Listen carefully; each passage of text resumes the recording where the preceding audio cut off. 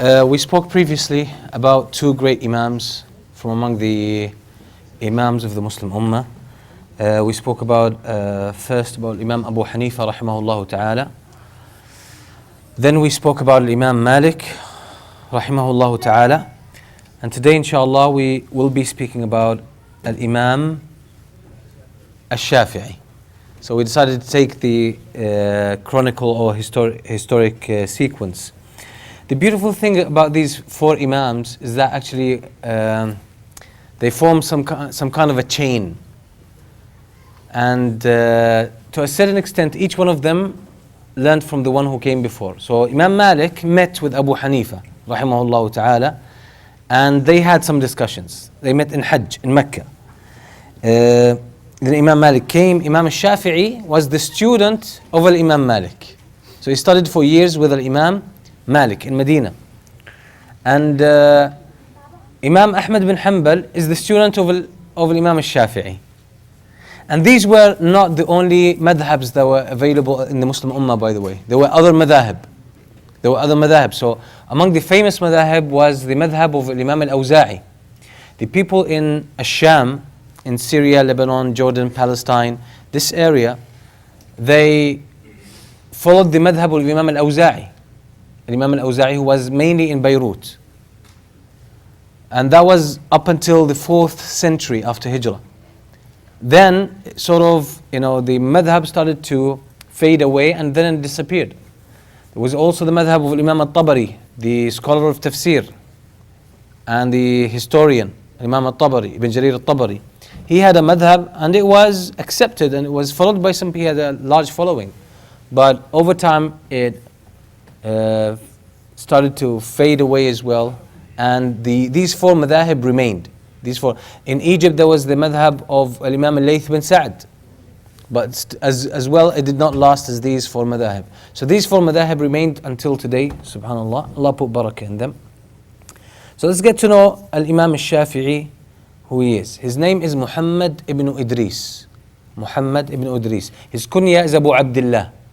Abu Abdullah. So he's Muhammad ibn Idris, ibn al-Abbas, the son of al-Abbas, ibn Uthman, ibn Shafi', ibn al-Sa'ib, ibn Ubaydillah, ibn Abd Yazid ibn Hashim, ibn Abd al-Muttalib, ibn Abd Manaf.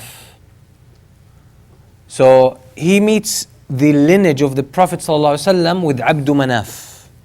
Abd Manaf. Which grandfather is this? 1, 2, 3, 4, 5, 6, 7, 8. In the 8th grandfather, he meets the Prophet ﷺ in lineage. So he comes from Quraysh, a noble lineage, right? A noble tribe. So he comes from that. And he's called a Shafi'i because one of his grandfathers is Shafi'. His great grandfather is called Shafi' ibn al-Sa'ib. Shafi' ibn al-Sa'ib. And the Sa'ib was a companion. As-Sa'ib was one of the companions of the Prophet sallallahu alaihi wasallam. So,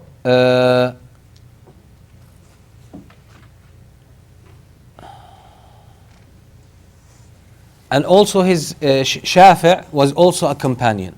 So Shafi' and his father were companions. Shafi' was one of the younger companions. So he was a little boy at the time of the Prophet sallallahu alaihi wasallam.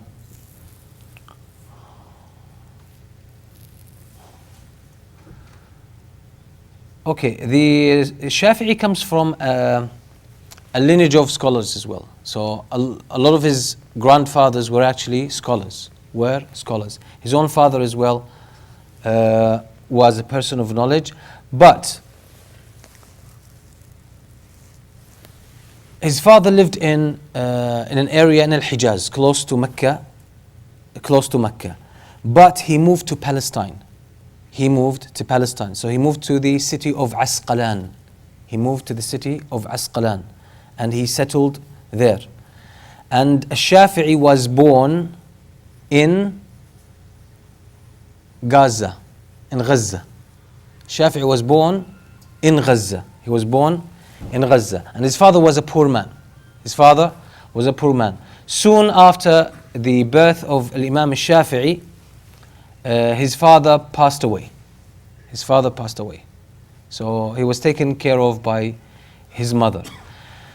His mother decided, because she didn't like the kind of environment that was there in Gaza and Asqalan, in that area, so she decided to take her son to Mecca. So she took her son to Mecca, back to where his family comes from. She took him back to Mecca, where Quraysh comes from. And the Shafi'i was 2 years of old. He was 2 years old when they moved back to Mecca.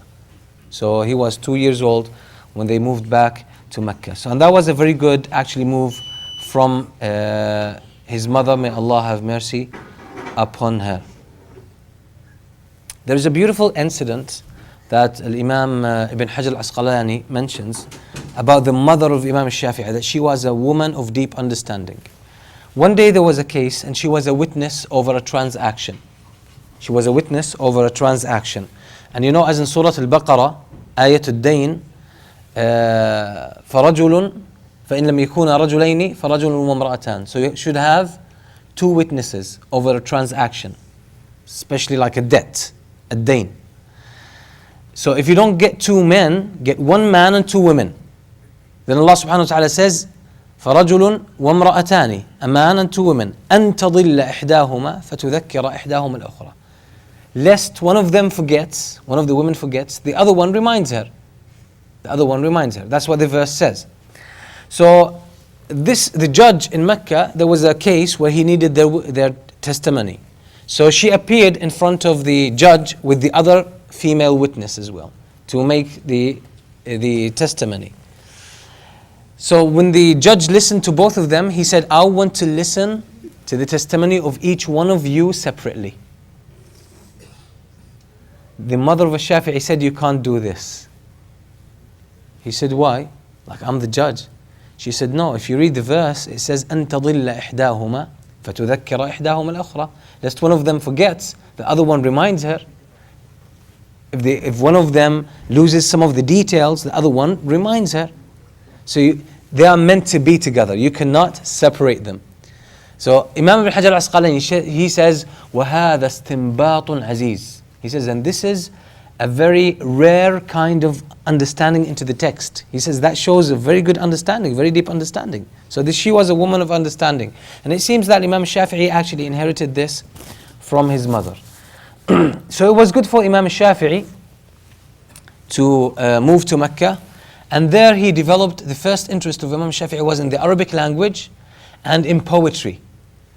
In poetry. So he became one of the most, even from a young age, he became one of the most famous people in Mecca who have mastered and who have memorized a lot of poetry, the poetry of the Arabs. And he was very good in the, as I said, in the Arabic language. So he became known actually for what do they say, literature, for Arabic literature and for the Arabic language. But one day, and he also memorized the Quran, by the way, so that was a must for young kids. So he memorized the Quran and he finished memorizing the Quran when he was 7 years old. Imam Shafi'i one day sat with a man of knowledge in Mecca. So when that man saw how intelligent Shafi'i was as a child, he said to him, like, what you have of knowledge of the Quran is excellent. What you have of knowledge of the Arabic language is excellent. The knowledge you have of poetry, Arabic poetry, is also exceptional. But I see this to be of no value if you do not combine with it knowledge of fiqh, knowledge of the deen of Allah subhanahu wa ta'ala. So at the beginning, Imam Shafi'i did not get straight away into Islamic sciences. So it was mainly about the Arabic language and literature. So he took that advice and he decided to learn Hadith and Fiqh. So he went to the masjid, he started attending the halaqahs.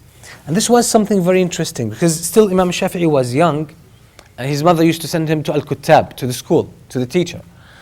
And the kids used to pay money. That's how the teacher made a living. So they paid tuition fees.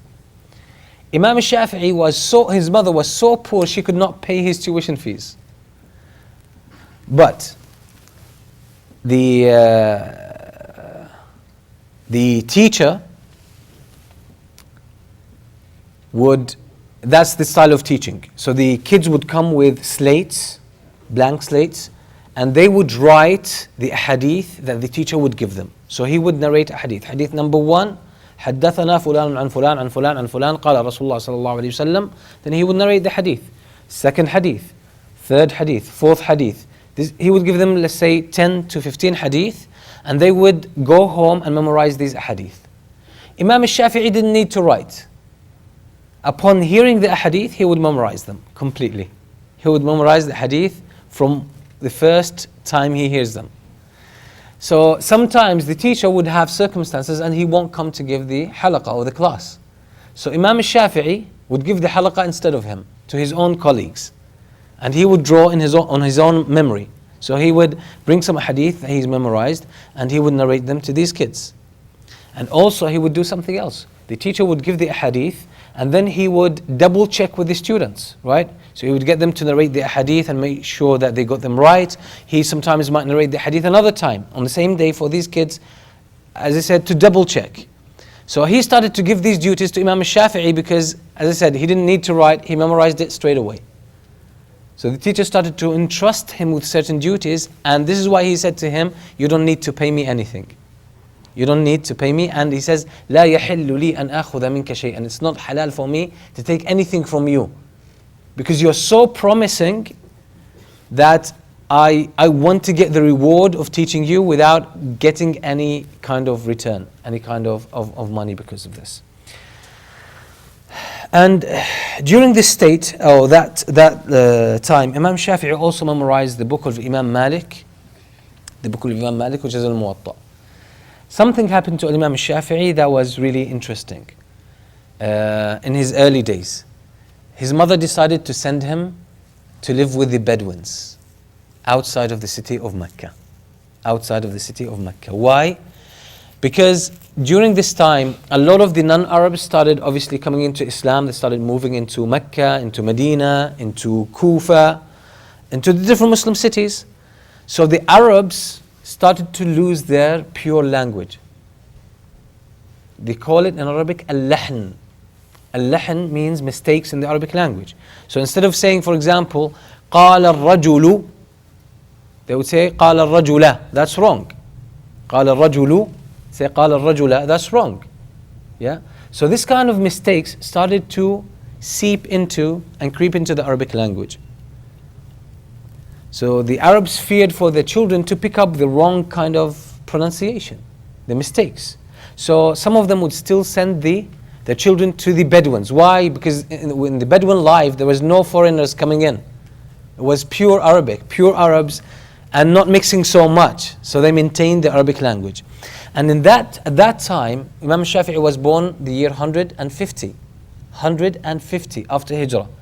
At that time, the tribe among the Arabs that was like at the top of the Arabic language, they were called Banu Hudayl.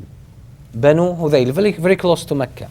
So his mother sent him to Banu Hudayl and he lived with them until he became 17 years old.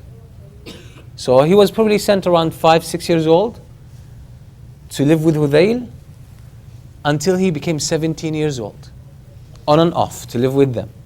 So what he did with Hudayl, and Hudayl were known for two things: their Arabic language, pure Arabic language, clear of any mistakes, free from any mistakes. Number two, their poetry was top notch, was the best. Their poetry was the best. And they took so much pride in their poetry.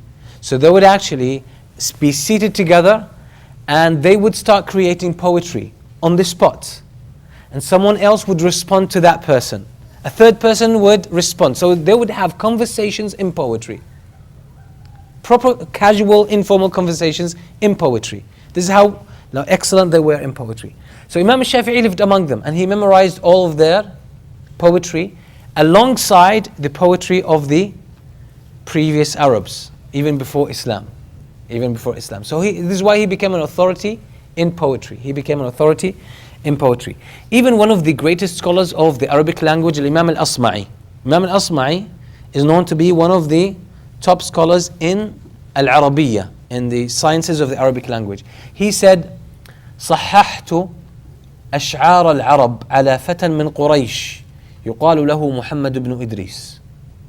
He says, I checked the versions that I have of the poetry of the Arabs, okay, with a young man called Muhammad ibn Idris. And Shafi'i wasn't known at the time, by the way.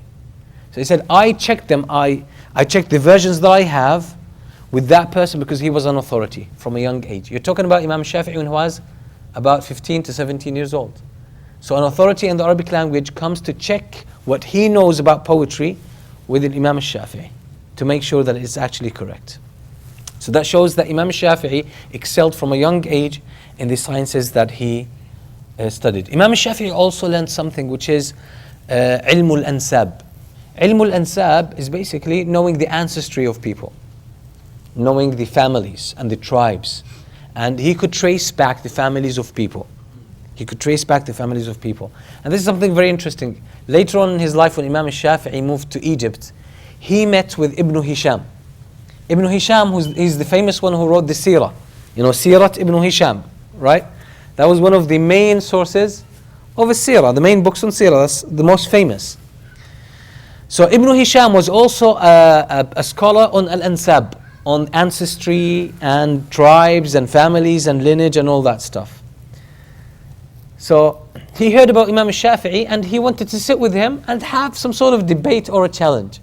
So after meeting Imam Shafi'i, he was like baffled, completely flabbergasted. How? Because some of his students, they said, how did you find a Shafi'i? He said, like, I've met all the Nasaba, the people who know the science of the ancestry of people and the families and the tribes. And we would always trace, you know, the ancestry of men. But I've never seen someone who keeps track of the ancestry of women as well. So any of the women of a Tabi'een or any of the famous women of their times, you bring her name, a Shafi'i could figure out her ancestry. Basically knowing not only the lineage of her father, but knowing also the lineage of her mother and her maternal uncles and so on and so forth. So that was next level, even for one of the main authorities in that kind of science, Imam Ibn Hisham. So that shows that Imam Shafi'i mastered a lot of sciences. Every science he got into, he mastered it. Every science he got into, he mastered it. Something else that Imam Shafi'i became very good at was archery. From a young age, he learned with Hudayl, the tribe of Hudayl, he learned archery. And he said, I became very good at it. So he said, out of every 10 times, I would get the target, I would hit the target 9 to 10 times. And he said, none of my colleagues, none of my mates would be able actually to catch up with me in archery. So Imam Shafi'i was very good in archery as well. So this is one of the things as well that he has mastered.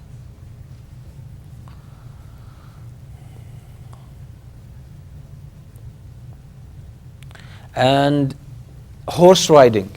So he became very good as well at horse riding. And all of this is from a young age. So these were fruits of his exposure to that tribe, the tribe of Hudayl. So imagine when you put the child in a good environment, you actually put him on the path and you facilitate the way for him to learn and become a very good person. So choosing the context, the social context, the environment where you decide your child will grow up plays a major factor. Imam Shafi'i, because he spent the most part of his childhood among the tribe of Hudayl, look at what he mastered. He mastered the Arabic language, perfect pronunciation, perfect grammar, perfect morphology. He mastered Arab poetry. He became an authority. He also mastered archery. And he mastered horse riding. And he mastered ilm al-ansab, science of ancestries and families and tribes. And what that gave him also was public speaking, the power of speech. Because the pronunciation of Hudayl was excellent. And this is how we will see inshallah, wherever Imam Shafi'i goes, the first thing people would notice about him is his eloquence. His eloquence, it would captivate people. It would captivate people. And that saved his life. We'll see later on in his life, this actually saved his life.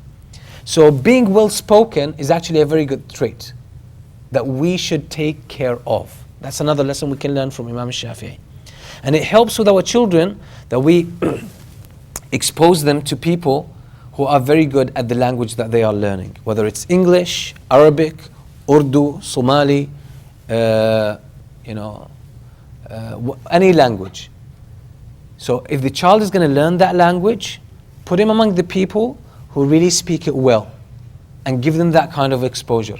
So living in a country where people mainly speak English, okay, make sure that your children actually grow to speak very good English. Very good English. So they can relate to society, they can properly present themselves, they can also, because people judge you first from your words, right? First impressions are lasting impressions. They're going to last more. So when you come across a person who's very well spoken, actually that leaves a very good impression with you. So this is something that we can learn from Imam Shafi'i.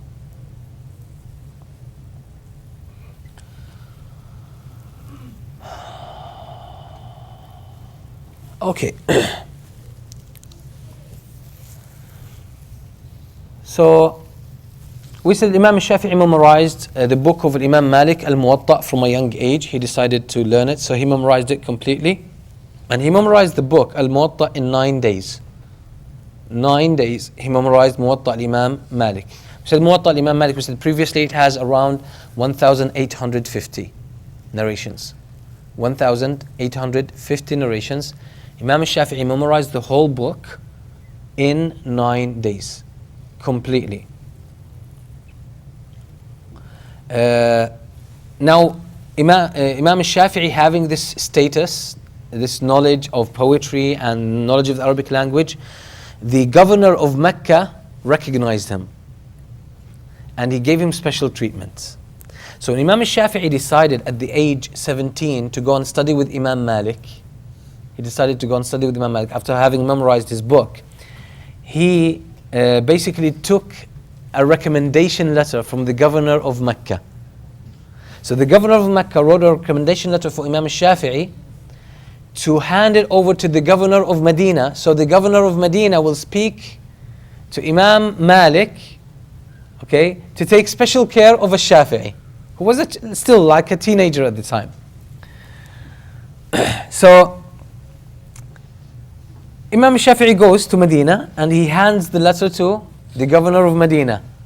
The governor of Medina opens the letter and he looks at it, he reads it, then he says, okay, I'm just gonna read the Arabic and then we'll translate.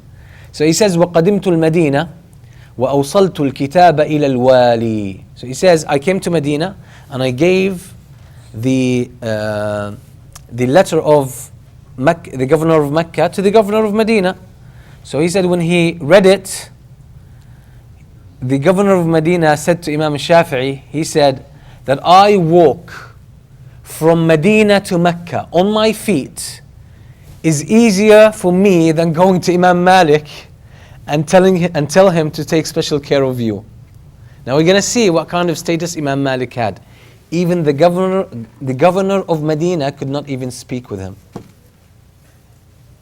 The governor of Medina had no authority over Imam Malik. Remember when we talked about the life of Imam Malik? We said he was more of like a sultan. He was more of a king. He had this authority. And we said he had his own guards, bodyguards, not in the exact sense of the word, but he had helpers and supporters and even soldiers who would take care of his affairs. So Imam Malik had this authority. So even the governor of Medina could not easily speak to Imam Malik. So he said to him, it's easier for me to go on my feet to Mecca than to walk to the house of Malik and speak to him about you. Okay? So he says, okay, إن مشي من جوف المدينة إلى جوف مكة حافيا راجلا أهون علي من المشي إلى باب مالك بن أنس فلست أرى الذل حتى أقف ببابه. So he says, it's easier for me to walk to Mecca on my feet rather than go to the house of Imam Malik. And he says, I don't experience humiliation except when I stand by the door of Malik. That's the governor of Medina, okay? So Imam Shafi'i says, أصلح الله الأمير إن رأى الأمير يوجه إليه ليحضره. So Imam Shafi'i says, like, well, why don't you just call upon him and he comes to you? That Malik comes to you, to the governor of Medina. The governor of Medina says, قال والي المدينة هيهات هيهات ليت أني إذا ركبت أنا ومن معي وأصابنا من تراب العقيق نلنا بعض حاجتنا. He says, you're daydreaming. Imam Malik comes to me. He says, even if I go to him with all the people that you see around me, we go to him, having a request from him, we would be lucky if he answers one of our requests. You see how they spoke about Imam Malik. So Imam Shafi'i said, فواعدته العصر وركبنا جميعا فوالله لكان كما قال لقد أصابنا من تراب العقيق فتقدم رجل فقرع الباب فخرجت إلينا جارية سوداء. So he says, Imam Shafi'i, so I took an appointment with the governor of Medina after Asr to go to the house of Imam Malik. So we went through the valley of Al-Aqiq, which is in Medina. So then we went to the house of Imam Malik. We knocked on the door. A slave, a female slave, opened the door. So فقال لها الأمير قولي لمولاك إني بالباب فدخلت فأبطأت ثم خرجت. So when she came out, the governor said to that servant, he said to her, tell your master Imam Malik, tell him that the wali, that the governor of Medina is waiting for him. He wants to see him. So she went in and she took some time. She didn't come back quickly. So they spent some time standing at the doorstep of Imam Malik. Then she came back and she said, فقالت إن مولاي يقرئك السلام ويقول إن كانت مسألة فارفعها في رقعة يخرج إليك الجواب. She said, my master Imam Malik replies your salam. Then he says to you, if you have a question, write it on a piece of paper, okay, and wait. He will write the answer for you and then the paper will come back to you. Basically, he doesn't even have time for you. وإن كان للحديث فقد عرفت يوم المجلس فانصرف. And if you want to ask hadith, like ask Imam Malik about a hadith, or you want him to teach you hadith, you know when his class is, so you come to that class and you learn the hadith. Now you can leave. That was the response the governor had. So the governor of Medina said to her, فقال الأمير لها قولي له إن معي كتاب والي مكة إن معي كتاب والي مكة إليه في حاجة مهمة. Tell him, go back to your master, to Imam Malik, and tell him that I have a letter from the governor of Mecca. It's an urgent matter. There's a letter for him. So she went in and she came out and she had a chair. She put the chair outside at the doorstep and then she waited. Then Imam Malik came out and he sat on the chair. فدخلت وخرجت في يدها كرسي فوضعته ثم إذا أنا بمالك. Imam Shafi'i is narrating the story. إذا أنا بمالك قد خرج وعليه المهابة والوقار وهو شيخ طويل مسنون اللحية فجلس. So he says, so she came out, she put the chair, then Imam Malik came out. As soon as he came out, there is so much, respect around him. Like he has this sense of awe that it takes you over. His presence is very powerful. It takes you over. So then he sat down and he has a pointed beard. So his beard was pointed. Some beards are wide, but Imam Malik's beard was more pointed. Okay? So then he sat down. So the governor gave him the letter. He read it. He was reading the letter. فرفع إليه الوالي الكتاب فقرأه فبلغ إلى قوله وإن هذا رجل من أمره وحاله فتحدثه وتفعل وتصنع. Okay, so he read the letter. When he reached the point where about the Shafi'i, the recommendation for a Shafi'i, and this is a man, take care of him, teach him, give him hadith, and take special care of him. So Imam Malik, when he saw this, he threw the letter away. Imam Malik had this about him. He had this authority about him. So he threw the letter away, threw it. فرمى الكتاب من يده ثم قال سبحان الله أوصار علم رسول الله صلى الله عليه وسلم يؤخذ بالوسائل. So he threw it and he said, Subhanallah, knowledge of the hadith of the Prophet صلى الله عليه وسلم now is being given by means of favoritism. You need to write a recommendation for someone to be treated special and be taught something special. He didn't like this. He didn't like this. Imam Shafi'i, we said, he grew up with Hudayl, very eloquent, very well spoken, still young in age, but he's intelligent and he knows how to present himself. So he interjected here. قال الشافعي فرأيت الوالي قد تهيبه أن يكلمه. So I noticed the governor had so much fear in his heart to even respond to Imam Malik. He couldn't handle the situation. He didn't respond.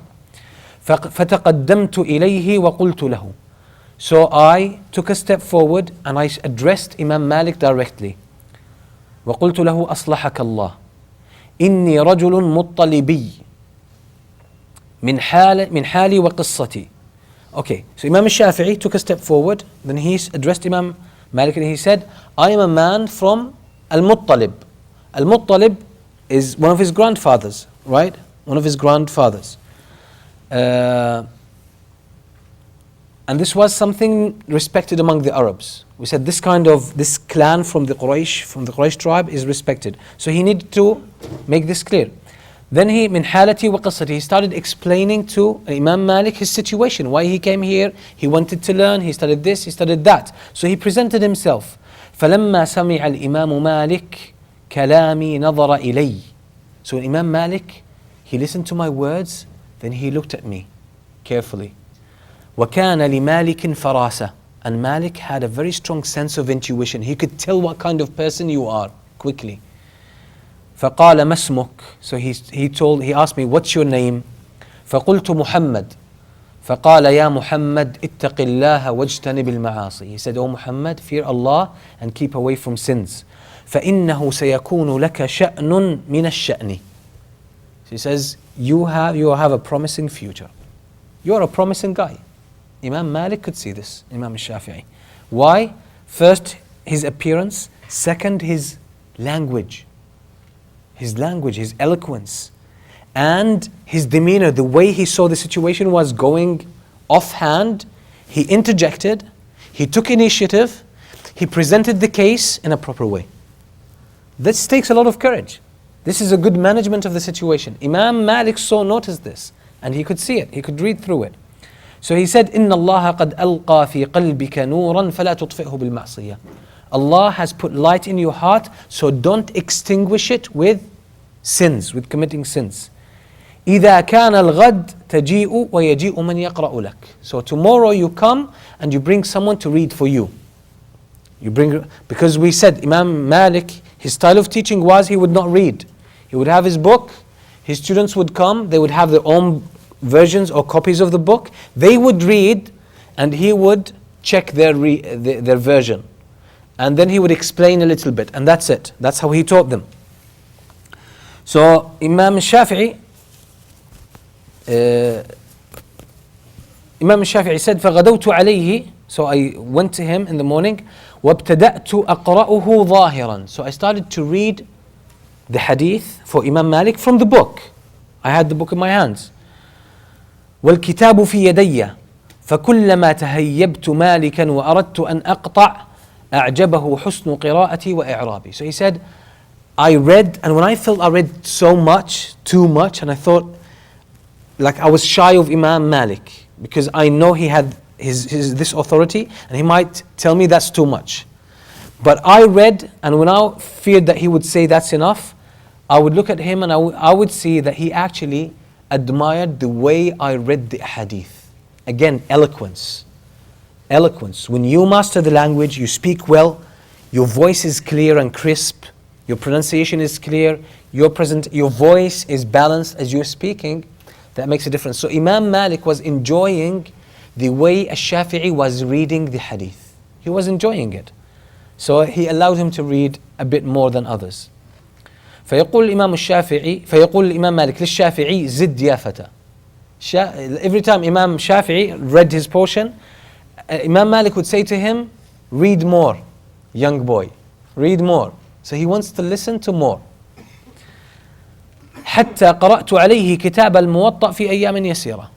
And that led me to read the whole Muwatta for him in a few days.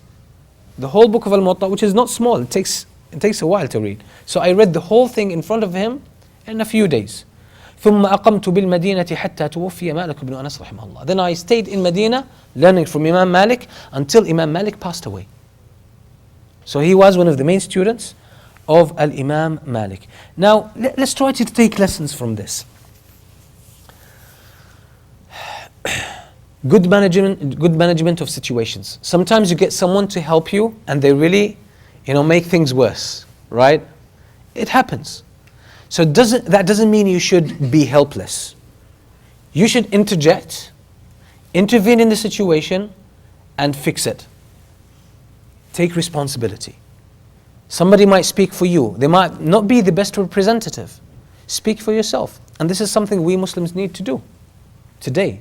We need to do this. We're happy with people speaking for us, right? We're very happy. We say, oh, someone else is speaking for us. We feel happy. But no one will really make a good expression of who we are and what we are and what our real rights and needs are except someone who's from the community.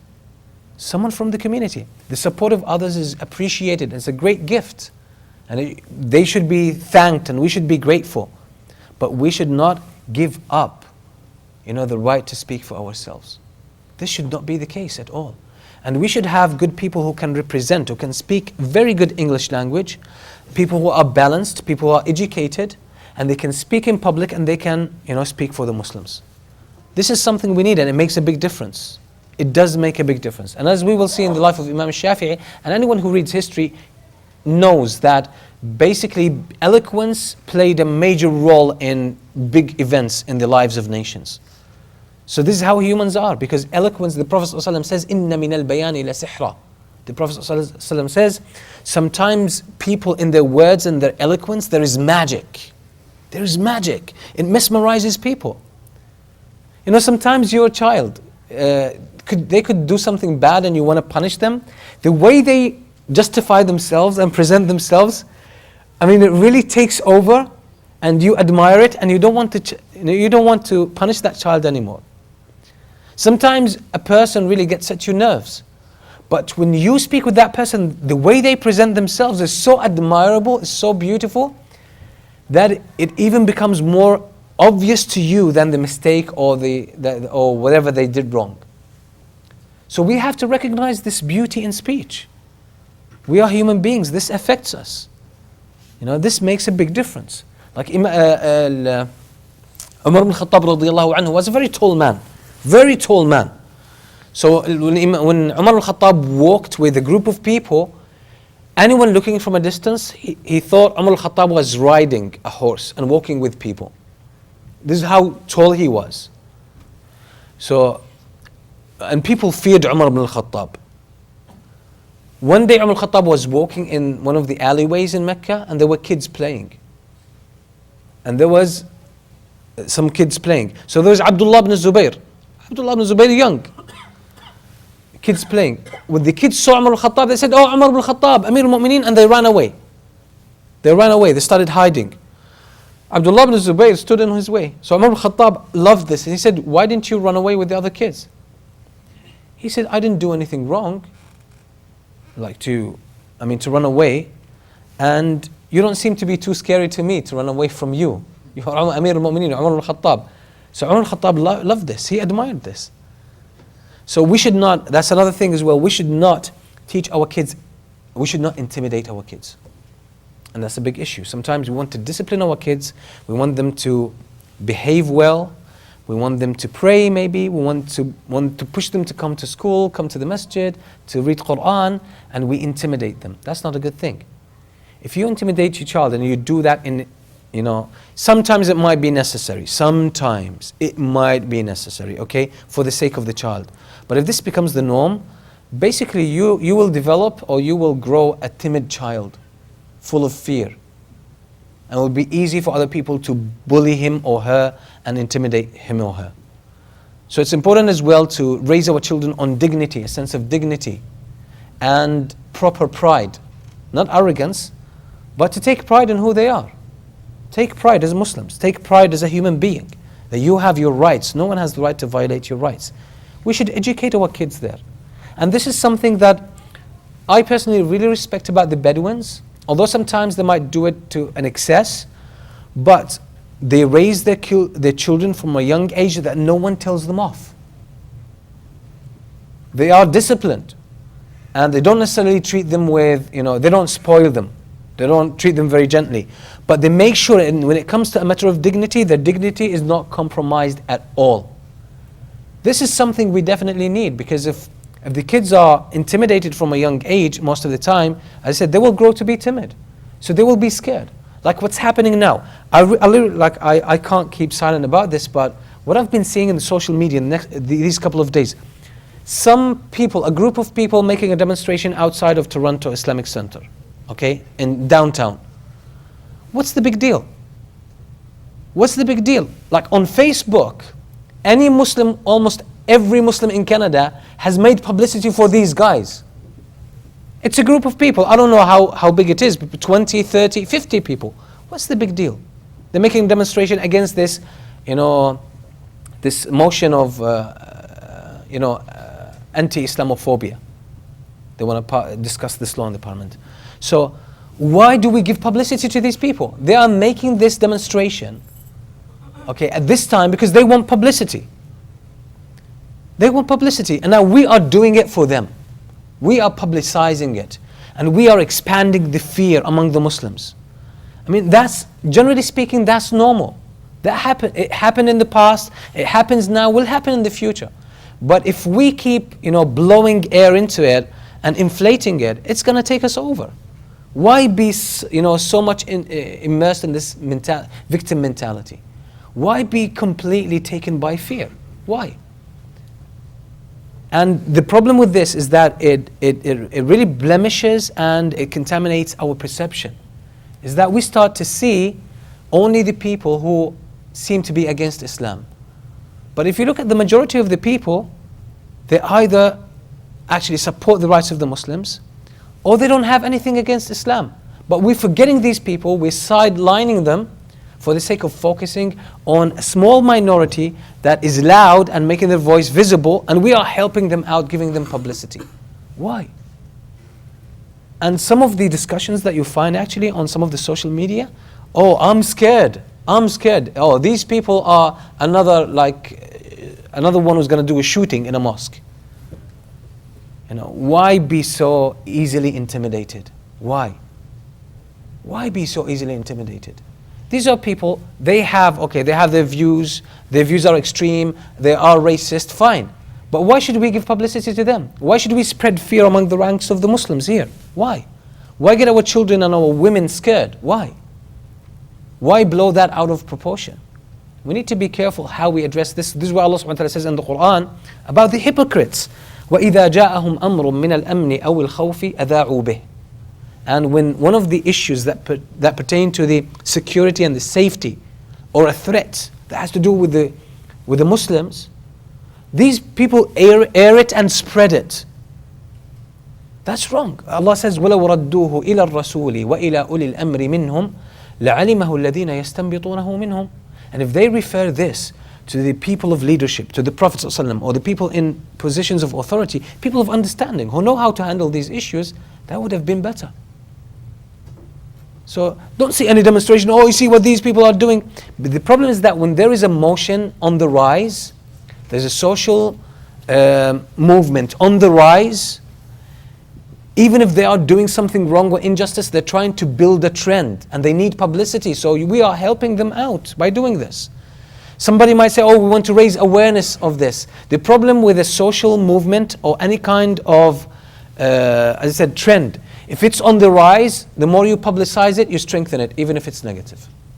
So when you raise awareness of it, you're giving them publicity. That's it. So this concept of, bringing things to the, or raising awareness of injustices, that doesn't work all the time like this. So we have to be careful. Anyway, so Imam Shafi'i, as I said, stayed with Imam Malik until Imam Malik passed away, and he learned a lot. He learned a lot from Imam Malik rahimahullah ta'ala. Imam Shafi'i was very well known for his intelligence, high level of intelligence. In one of his trips from Mecca to Medina, and it took a few days, so he went with this caravan, he joined this caravan, and they went on. He didn't speak to anyone. And they were discussing just stories and, public affairs and so on and so forth. When they reached Medina, they told him, you haven't exchanged words with us. You haven't had any conversation with us. He said, you guys were talking about so many things, but during this journey, I recited the Quran 9 times on my horse. I recited the Quran 9 times. So Imam Shafi'i was very studious, And there is something about him, which, as we said, like the best thing is always to keep with the sunnah of the Prophet ﷺ, where the Prophet ﷺ said no one should recite, or anyone who recites the Quran in less than 3 days would not be able to comprehend it. Okay, but there are, as I said, sometimes exceptions, but generally speaking for us, it's always better to keep with the sunnah of the Prophet ﷺ, the recommendation of the Prophet ﷺ here. Imam Shafi'i in Ramadan would recite the Quran 60 times during Ramadan. Almost every Ramadan. That means twice a day. He would recite the Quran.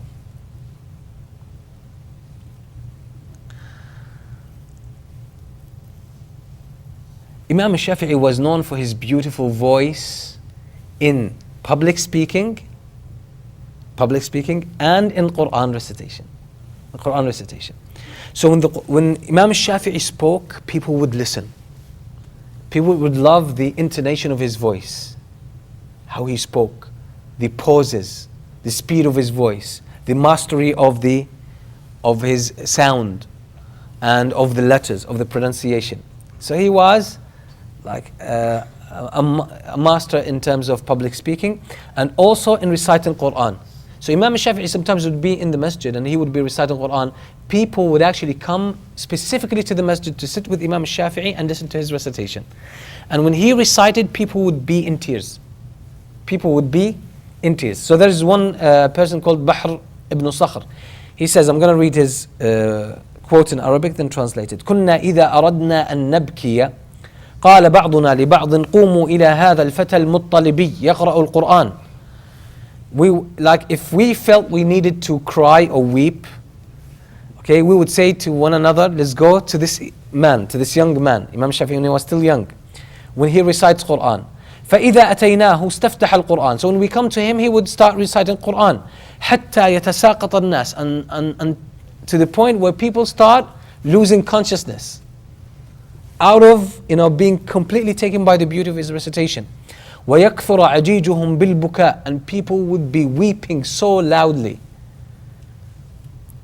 من حسن صوته فإذا رأى ذلك أمسك عن القراءة. So people, because of the beauty of his voice, beauty of his recitation, people would be crying and would be weeping so loud around him. When he sees this, he would stop reciting. He would conclude his recitation. وقال أحمد بن صالح كان الشافعي إذا تكلم كأن صوته صنج أو جرس. Basically, من حسن صوته. He says, Shafi'i, if he spoke, that's speaking, okay, not recitation. He says his speaking style was like music.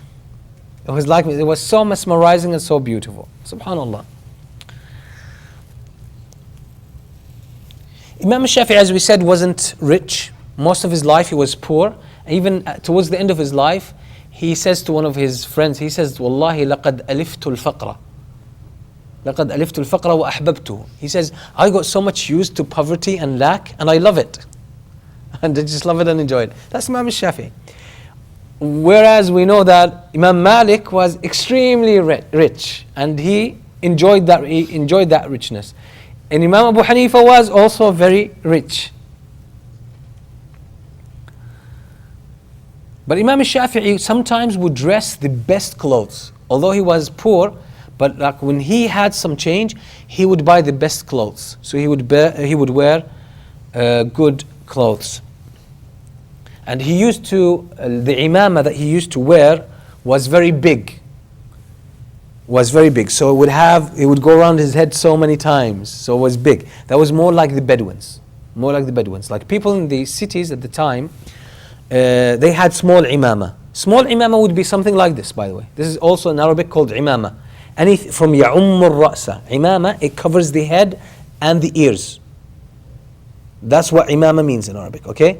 So imamah has so many shapes. That's one shape. Some people say, oh, this was not among the Arabs. No. Having a piece of cloth, putting it over the head was also called imamah, by the way. So that's imamah. And the most famous shape is basically to get a qalansuwa, which is a hat like this, and then get a piece of cloth like this and tie it around. That's the famous shape. So Imam Shafi'i would do this, but it was so big. His imam was so big, just like the Bedouins. Something about the Arabic language. The scholars of the Arabic language would not take pronunciation or versions of words from the people in the city. They would not. So even like some of the main scholars in the Arabic language, they said, until the year 200 after Hijrah, we can take from the Arabs of the cities, the main cities. After that, they lost their Arabic language, their proper Arabic language. So it became contaminated, completely contaminated. Something outside of the subject, outside. Anyone knows the first mistake that happened in the Arabic language, grammatical mistake that took place among the Arabs? And then it became common. This mistake became common, and then after that there were more mistakes. But that's the first mistake documented to become widespread. Anyone knows? Anyone knows? Like those who study grammar and the history of grammar, they must come across this. The first mistake that was made grammatically in the Arabic language, and it became widespread. Okay, I'm going to give you the mistake. Oh no, actually I'm going to give you the mistake, and you should give me the right version. The first mistake that appeared was هذه عصاتي. What is the correct version? هذه عصاتي. This is my stick or my rod. هذه عصايا. Yes, عصايا, not عصاتي. هذه عصايا. So that's the first documented mistake that became widespread. هذه عصاتي. Wrong. هذه عصايا. As Musa alayhi salam قال هي عصايا. هي عصايا. Okay. Imam Shafi'i had two sons. He had two sons. Some say he had more, but he had two main sons. One of them became a scholar. But not very well known as his father. One of the grandsons of Imam Shafi'i became a very, very, very well known scholar, by the way. And his name was Ahmad ibn Abdullah. And people used to call him Ibn Bint al-Shafi'i, the son of the daughter of al-Shafi'i. That was his main, nickname. So we said Imam Shafi'i, mashallah, excelled in so many things. And by the way, something people don't know about Imam Shafi'i. Imam Shafi'i studied medicine. People don't know about this. He didn't complete his studies in medicine. He pulled out of school. but he studied medicine. He studied medicine. And in At-Tibb al-Nabawi, you find the books of At-Tibb al-Nabawi, they actually have some prescriptions from an Imam Shafi'i. From an Imam Shafi'i. And this is something Imam Shafi'i was very careful about. He actually said, like, he blamed the Arabs for not taking care of medicine. Imam Shafi'i said, Al-ilmu ilman. Knowledge is two things. Knowledge of the deen, that's for the heart. علم الأديان هذا للقلوب.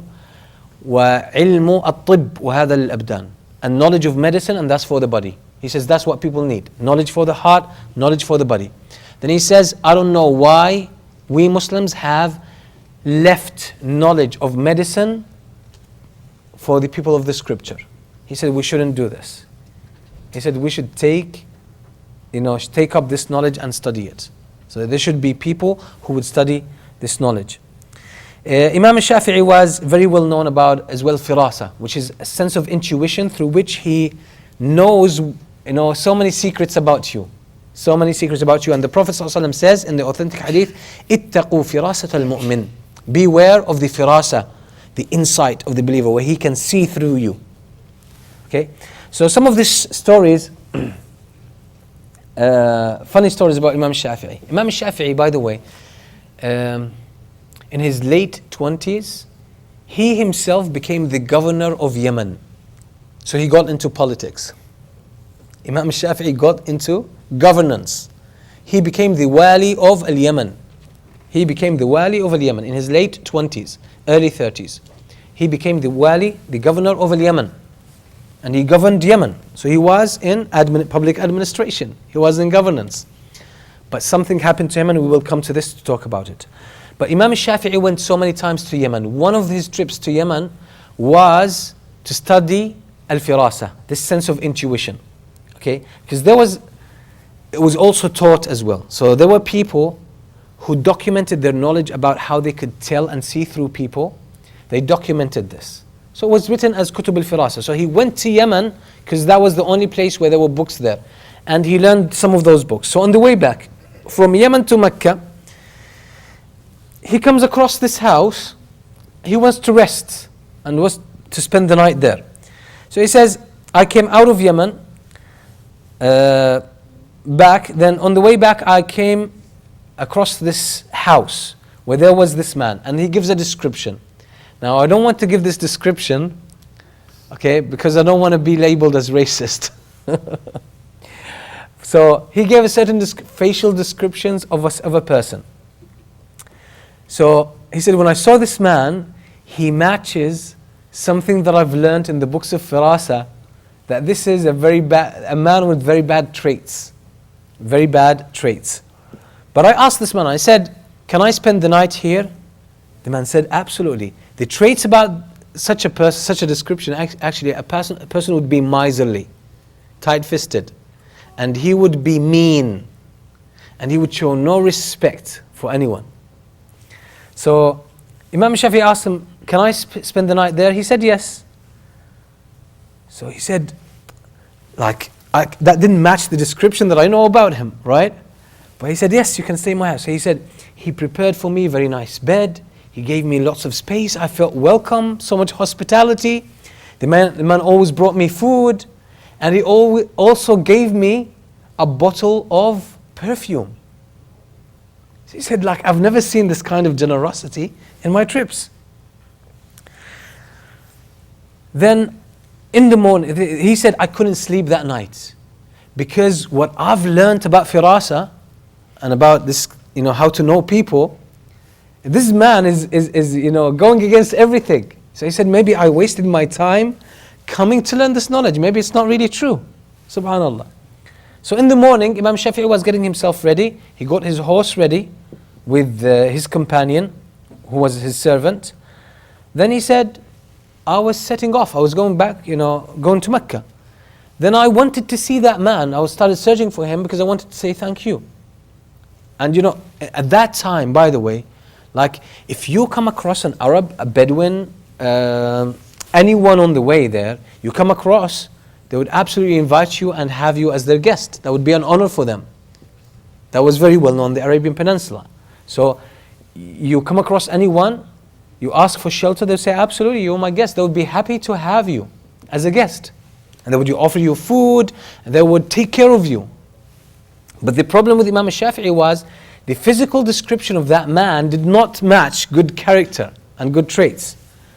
So Imam Shafi'i was troubled. But anyway, in the morning, he searched for that person because he wanted to thank him. As soon as he came to him, he said, thank you so much. If you happen to come to Mecca, ask about the house of Muhammad ibn Idris al-Shafi'i.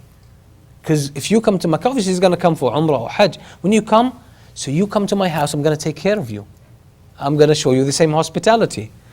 So I'm going to read that in Arabic because it's a bit funny, and how I'll translate it as well. So, وقلت له إذا قدمت مكة ومررت بذي طوى فسل عن منزل محمد بن إدريس الشافعي. If you come to Mecca, ask about the house of Muhammad ibn Idris al-Shafi'i.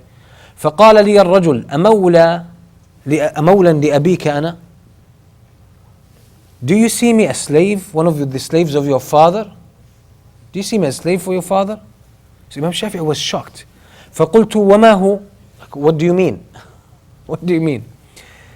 قال اشتريت لك طعاما بدرهمين وأدما بكذا وعطرا ب3 دراهم وعلفا لدابتك بدرهمين وكراء الفراش واللحاف درهمين. So he said, I bought food for you for 2 dirham, and I bought you drink for such money, and I bought you perfume for 3 dirham, and I fed your horse for 2 dirham, and the rent for the bed that you had and the sheets, that's 2 dirham. So Imam Shafi'i said, قال الشافعي قلت يا غلام الخادم قلت يا غلام أعطه فهل بقي من شيء? So I said to my servant, give him all that money. Anything else? He turns to that man, you want anything else? قال كراء المنزل فإني وسعت عليك وضيقت على نفسي. He says, I want even more for the rent, because I gave you more space, and that was at the expense of my own space in my house. So Imam Shafi'i said, فغبطت نفسي بتلك الكتب. Imam Shafi'i said, I became happy with the books that I bought from Yemen. They're right, they're correct. Then I said to him, فقلت له بعد ذلك هل بقي من شيء? Is there anything else? I said to the man, anything else? Do you want anything else? Now Imam Shafi'i is so happy because what he spent time learning and studying and buying these books actually turned out to be correct, because he had doubts all night, he couldn't sleep. So the man says to Imam Shafi'i says, هل بقي من شيء? Anything else? قال امضي أخزاك الله تعالى فما رأيت قط شرا منك. So the man says to Imam Shafi'i, get lost. May Allah disgrace you. I haven't seen a man more evil than you. Subhanallah. But Imam Shafi'i was happy because what he learned was correct. Subhanallah. So that's another thing from Imam Shafi'i. That's very beautiful. Shafi'i was with one of his main students. One of his top students was Imam al-Muzani. He even married the daughter of Imam al-Shafi'i. Imam al-Muzani, one of the main scholars of Shafi'iyya. He was with Imam al-Shafi'i in the Haram in Mecca. And they were walking there and they saw a man among the people who were sleeping. And by the way, when you go to Mecca, you see people sleeping, right? They take the carpets and they cover themselves and they sleep. That used to happen from the old days. It's the same thing. So they saw a man among people who were sleeping, and he's just looking at them, checking them. So Shafi'i, so it was Imam Shafi'i al-Muzani and another student of Imam Shafi'i, al-Rabi'. So Imam Shafi'i says to al-Rabi', he says, go to this man and tell him and ask him, you have lost one of your slaves. Okay, you have lost one of your slaves who's one-eyed. He has an issue with his other eye. So Al-Rabi' says, I go to approach this man and I tell him, you lost a slave, one of your slaves, and he's one-eyed, right? The man says, yes. How did you know? That's my slave that I'm searching for. So he says, come with me. So he comes to Imam Shafi'i. So Imam Shafi'i says, that's what you're looking for. You're looking for a slave who's one-eyed. He said, yes. Imam Shafi'i said to him, go to that area. It's called Al-Habash, okay? From Al-Habasha. That's an area where the slaves who would run away would actually gather and hide and take shelter. So he says go and find him there. You're going to find him in that area, Al-Habash. So Al-Muzani says to Imam Shafi'i, explain all of this. How did you find out? You saw what we saw, and you figured out exactly, what this man was searching for.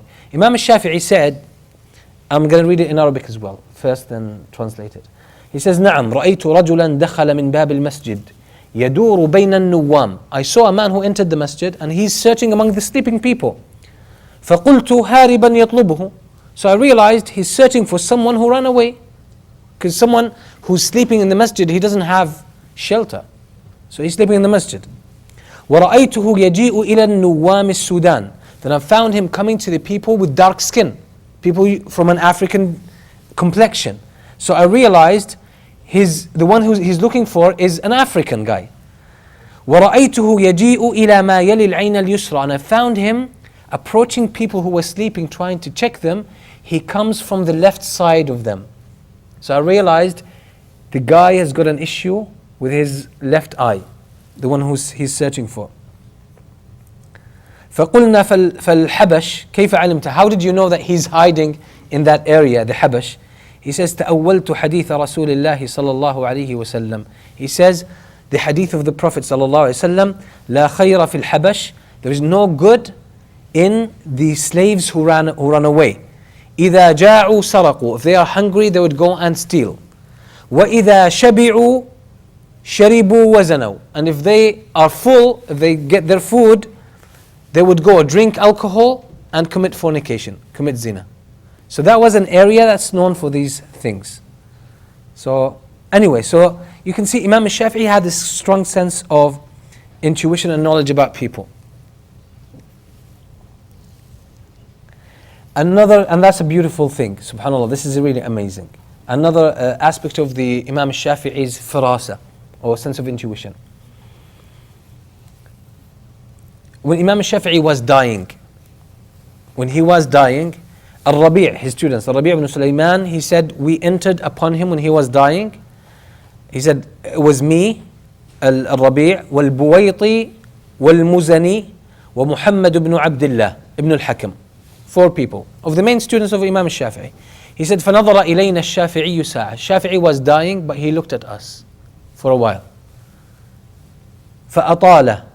So he looked at us, stared at us for long. Then ثُمَّ الْتَفَتَ إِلَيْنَا فَقَالَ. Then he turned to us and he said, أَمَّا أَنْتَ يَا أَبَا يَعْقُوبَ. So he speaks to Al-Rabi', فَتَمُوتُ فِي حَدِيدِكَ. He says to Al-Rabi', you will die in your chains. You will die as a captive. وأما أنت يا مزني فستكون لك بمصر هنات وهنات. He says, O Muzani, you will have issues in Egypt. You'll go through some trouble, but you will become the most knowledgeable mujtahid and scholar in Egypt.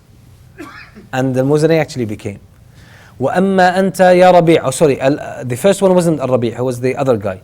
وأما أنت يا ربيع فأنت أنفعهم لي في نشر الكتب. Rabi', you are the one who's going to do me the best favor in spreading my books and my knowledge. قم يا أبا يعقوب فتسلم الحلقة. I don't know what this means, but anyway. But Al-Rabi' says, things happened exactly as he predicted, as Shafi'i predicted. So one of them died in the prison. Al-Rabi' became the one who really spread the madhab of Imam Shafi'i, specifically in Egypt. And Al-Muzani became one of the main scholars of a Shafi'i madhab, and he himself was one of the main mujtahids, specifically with using qiyas, subhanallah, as Imam Shafi'i predicted. So these are beautiful aspects about Imam Shafi'i. Now Imam Shafi'i had so many journeys. So he We said first he was born in Asqalan or in Gaza and living in Palestine, Gaza, Asqalan. Then his mother took him after his father passed away to Mecca, and there he learned. Then he went to the tribe of Bani Hudayl and he learned from them. Then he went back to Mecca. Then he went to Medina and learned in Medina with Imam Malik. Then he came back to Mecca and he became one of the main established scholars. By the way, Imam Shafi'i was given permission by his teachers to teach and give fatwa at age 15. At age 15. Age 15, he was considered to be a mujtahid, someone who can give fatwa. He used to teach in al-Masjid al-Haram at age 15. Age 15. So, the Imam Shafi'i later on goes to Iraq. And there he meets the students of Imam Abu Hanifa, Abu Yusuf, Qadi Abu Yusuf, and Muhammad bin Hassan al-Shaybani. Imam Shafi'i loves Muhammad bin Hassan al-Shaybani so much. Like in his books, when he talks about Muhammad bin Hassan al-Shaybani, you can see so much admiration and love from Imam Shafi'i to Muhammad bin Hassan al-Shaybani. He says this is a man with so much intelligence and so much knowledge about Islam. And he says, ما رأيت سمينا فيه خير قط إلا محمد بن الحسن الشيباني. He says, I haven't seen an obese man who has any goodness in him, but Muhammad bin Hassan al-Shaybani. Imam Shafi'i was against overweight, by the way. He didn't like this. Something else. Imam Shafi'i learned astrology, by the way. Astrology and astronomy, as they were at his time. Astrology and astronomy. Okay, he learned about this. But he left astrology. He left it and he realized it was wrong. As we said, he has some knowledge about medicine, a good knowledge about medicine. So he went to Iraq first time and he studied with Muhammad bin Hassan al-Shaybani, studied with him for long, and with Abu Yusuf al-Qadi, and he learnt Madrasat Ahl al-Ra'i, the students of Imam Abu Hanifa, who used a lot of intellect in their understanding of fiqh. And he managed to combine the knowledge of the scholars of Hadith, Ahl al-Hadith, with Ahl al-Ra'i. And this is the unique contribution of Imam Shafi'i. Then he went back to Mecca as a very big scholar. Then again he went back to Iraq again. And this is the second visit. This is where Imam Ahmad became one of his men. He studied with him so much. Every time Imam Shafi'i visited Baghdad, where Imam Ahmad was, Imam Ahmad would not pray the Sunnah. Why? Because he spent all his time with the Shafi'i. All his time. The only time he would leave a Shafi'i is to pray the Fard. Apart from this, he would stay with Imam Shafi'i and learn from him. Even the son of Imam Ahmad later on, he says, "Oh my father, ya abati, ما كان الشافعي إني لأسمعك تدعو له في كل صلاة." He says, who was a Shafi'i that you make dua for him every salah? He says, يا بني كان الشافعي كالشمس للدنيا وكالعافية للبدن فهل من هؤلاء هل عن هؤلاء من عوض. He says, oh my son, Imam Shafi'i was like the sun for this dunya, and he was like health for the body. These are irreplaceable. That was Imam Shafi'i. So Imam Shafi'i then left Iraq and he decided to move to Egypt. And then he settled in Egypt. He lived the last 4 years of his life in Egypt, and that's where he passed away. Some narrations indicate that he passed away from hemorrhoids. Okay, he had hemorrhoids and he bled to death. So, and in Shafi'i, in Egypt, Imam Shafi'i developed his new madhab. So Imam Shafi'i had two madhabs. One was al-Qadim, mainly in Mecca and Baghdad, and the second one was in Egypt. Why? Because he grew in knowledge and in understanding, and also circumstances changed. So he would give fatwa to different situations. So this is why in the books, and that's a very apparent feature in the madhab al-Shafi'i, al-Qadim wal-Jadid. The old madhab and the new madhab. Imam Shafi'i, one of his main contributions, a beautiful contribution, was basically his invention of the science of usul al-fiqh. Imam Shafi'i he invented a new science, usul al-fiqh, where he solved the dilemma for the fuqaha. The fuqaha they just had the text and they would depend on their understanding of the Arabic language and the hadith of the Prophet ﷺ to derive rulings. But Imam Shafi'i distilled those rulings and made them solid and visible. That was a huge leap in the development of fiqh, development of fiqh, the creation of usul al-fiqh. And until today, people still read this book. It's so profound and so powerful. Imam Shafi'i wrote so many books. One of his most outstanding books is his book Al That's the main book of fiqh of Imam Shafi'i. It's not easy to read. Although Imam Shafi'i, he said, when I write, I simplify my language for people to be able to understand it. That's Imam Shafi'i. Now, if you try to read, even like someone who's got very good knowledge of the Arabic language, try to read the book of Al you'll be struggling. You'll be struggling a lot. Sometimes it will be easy, but sometimes it will be really difficult. Imam Shafi'i has very strong Arabic language. So, subhanallah. Imam Ahmad himself says, had it not been for the Shafi'i, we wouldn't know what's am, khas, mutlaq, muqayyad. These are terminology in usul al-fiqh. He said, we won't know what's a general, what's specific in the evidence, in the textual evidence. But Imam Shafi'i, he's the one who brought this kind of understanding and knowledge. And some scholars said, Imam Shafi'i opened the closed doors of fiqh by inventing the science of usul al-fiqh. So it became accessible. Fiqh was inaccessible, except that you had to study with a scholar for most of your life. But Imam Shafi'i, when he gave this, he gave the tools and the keys to the study of fiqh and to mastering it, understanding it. So, I'll conclude with this trial. Imam Shafi'i, when he was in Yemen, he was the governor as well. Someone conspired against him and he was accused of being a Shi'i. Being a Shia. Yeah. He was accused of this. So he was taken. He was chained and he was taken all the way from Yemen, chained through all the way to Baghdad. That's the Khilafah al-Abbasiyya. When he stood in front of the Khalifa, he wasn't alone, by the way, in that accusation. So the people who were accused, they were all executed. They were all killed. But when it came to Imam Shafi'i to defend himself, he spoke very eloquently in front of the Khalifa. The Khalifa was impressed with him. And he realized Imam Shafi'i could show and demonstrate his innocence through his eloquence. When the Khalifa saw this, he realized this is something I can't. This man is innocent.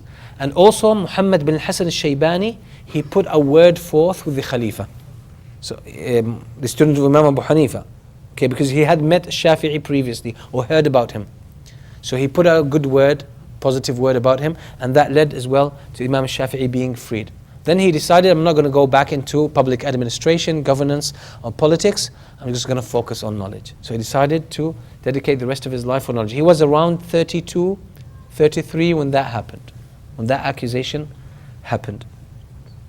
So generally speaking, these are the general features of Imam Shafi'i. So we are in front of a very intelligent person, exceptional. There are so many lessons to learn, but that's for everyone as well, every one of us, inshallah, to expound upon and learn from.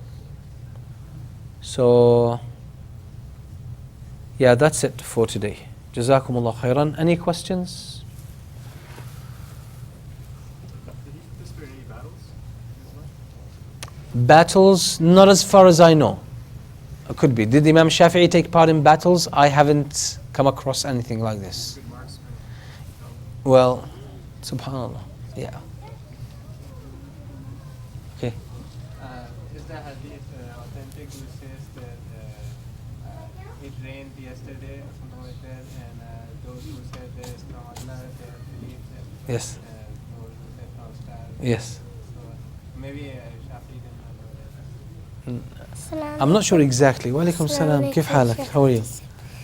But let's leave that question for away. Yes. Is it haram to sleep on your belly and play with dice? Play with dice? Yes. Playing with dice is haram. Playing with dice is haram. Yes. So don't play with dice, even if it's an innocent game. The Prophet ﷺ says, من لعب بالنردشير فكأنما غمس يده في لحم خنزير ودمه. One who plays with dice, nard, it's called nard or nardashir. Okay, it's taken from Persian. Nardashir, it's okay. Who plays with it? It's as if he has put his hands and fingers in the flesh and the blood of the swine, of a pig. Okay. As for sleeping on the belly, yes. The Prophet ﷺ said, "Innaha nawmatu ahli an-nar." This is the way people in the hellfire sleep. So no one should sleep on their belly unless they need it, like they have pain, okay, in their belly, and that's the only way they can sleep. So they can do it for as long as they have pain. Okay. Jazakallah khair. Questions? Okay, so I have a question for Surah Al-Hajj, ayah numbers 77, I guess. It has a sajda for Imam Shafi'i and Imam Ahmad. So, I guess it says that in the Masahif, and most of the Masahifs, they say that this sajda, it was for Imam Shafi'i and Imam Ahmad, they originally made it, but so for the revelation of these ayat, for this ayah, when it came down to Prophet Muhammad, was it did Prophet Muhammad make a sunnah sajda for this ayah, or Okay, the sajdadat in the Quran, when you recite and there's a sajda, you are supposed to make a sajda. Most of them are agreed upon. A couple of them are actually disputed by some scholars, okay? Depending on the authenticity of the hadith behind them. So it's not, I don't think Imam Shafi'i and Malik invented it, but probably it was their opinion that it was a sajda. For other scholars, some other scholars, probably they say that's not the sajda. So the sajdat are taken from the Prophet sallallahu alaihi wasallam. Yes, they are taken from the Prophet sallallahu alaihi wasallam. Yeah. I have one more question. It's a little bit off topic. Off, let's keep it later on. Yeah. Can you tell us a little bit about how the Shafi'i madhab spread to Africa? Shafi'i's madhab basically spread because of his students, mainly because of his students, especially Al-Rabi' and Al-Muzani, both of them. So how it spread exactly, I can't remember now, but it spread mainly in Egypt. It spread in parts of Africa. It spread in Iraq. It spread in the Far East. So you have, for example, Malaysia, Indonesia. They're Shafi'is. Yeah. So how exactly it spread, I'm not exactly aware at this moment. Yeah. Yes. Okay. Final question. Shafi'i also read books about intuition? Not as far as I know about intuition. Did the Shafi'i offer books on intuition, al-firasa? The books that I've come across from a Shafi'i are all about fiqh, usul fiqh and hadith. Yeah, so I don't know anything else.